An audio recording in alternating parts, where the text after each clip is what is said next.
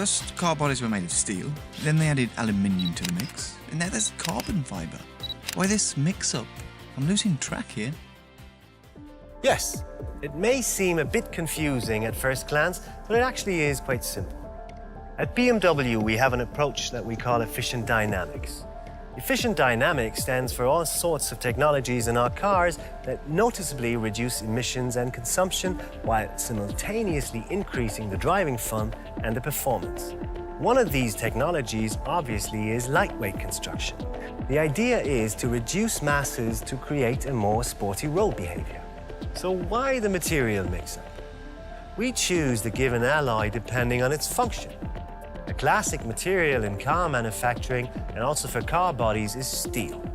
Steel is very tough and it is very rigid, but it's also very heavy. Obviously, for a car like the new BMW i8, we want to avoid heavy. First, because the battery already puts some extra weight on the scale, and second, because it's a sports car. So we applied aluminium in large parts into what we call the new drive module. The drive module houses, among other things, the drivetrain and the chassis. The use of aluminium saves up to 30% of weight compared to steel. But what really tips the scale here is a compound which previously has been used for race cars, airplanes and spacecraft, never in mass production. Carbon fibre. It is very light and yet it is very rigid. The so-called life module, which comprises the passenger's cabin, is almost entirely made of carbon fibre. This door structure, for instance, with carbon fibre beams and an aluminium skin, amounts to just half the weight of traditional doors. This weight-saving approach resumes even in the BMW i8's interior.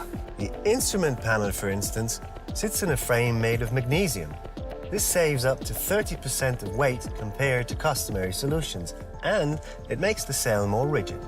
So, all in all, despite the weight disadvantage typical for a plug-in hybrid car, I'm just saying heavy battery, the BMW i8 puts only 1,490 kilograms on the scale, perfectly in line with conventional sports cars.